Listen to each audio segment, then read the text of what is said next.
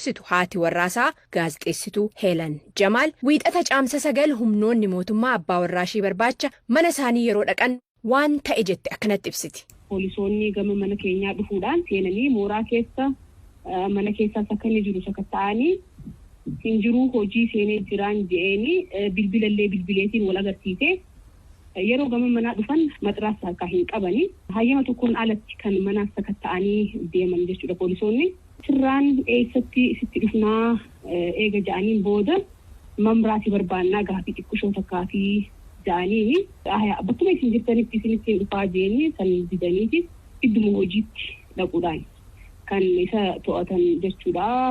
Daa'ima lammataa deechee ulmaalra an jirtu gaazexeessituun tun poolisoonni muhaddiin bakka hojii deemanii erga to'atanii booda miidiyaa hawaasummaa irratti waan barreesseen wal qabate himanni irratti dhihaachuusaa ibsiti.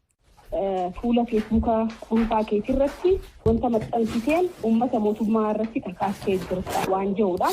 Yeroo baay'ee siyaasaan biyya kanaa ittiin toltu isa. Kanaaf dhaabuma tokko hin deeggaru ni simmormu wanta akka akkanumatti ni barreessa wanti sun ammoo wanta siyaasaa miti. Dhiyeenya kana naannoon Hararii akkuma beekamutti ayyaana Iida Shawaalaa ayyaana amantiiti aadaa wajjin wal qabatee ni kabajatanii baagiraawundii wajjin wal qabsiisee waan inni poost godhaa ture sammalee wanta haaree ani agarre hedduu rifadhe odeeffannoo barbaachaaf abbaan alangaa ismeentis walitti hin qabadhaa jechuudhaan guyyaa 14 gaafatee guyyaan 14 gaafii takkaan malee isaas osoo sagalee sirraan fuudhin hayyamamee fi mana hidhaatti deebisanii jiran jechuudha.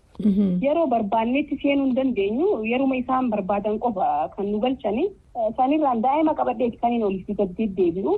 To'annaa jala ooluu gaazexeessa kanaa akkasumas himata irratti baname ilaalchisee itti aanaan koomishiinarii poolisii naannichaa koomishiinar Umar Ammee ibsa VOA'dhaaf kennaniin.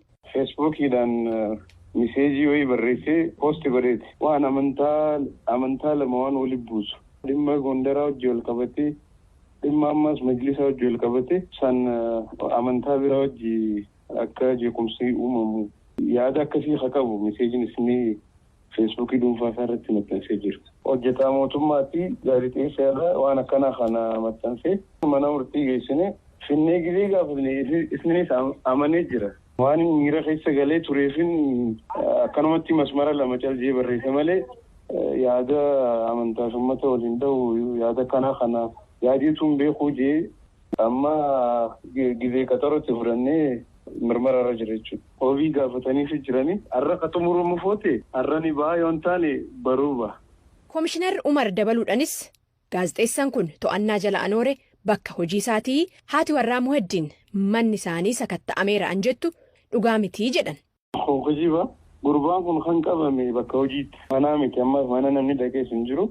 Ulaagaa seeraa guuttanneeti kadheenyu malee kanumatti biyya seerri jirutti mana namaa inni seeraa ala wanti hojjennu hin jiru.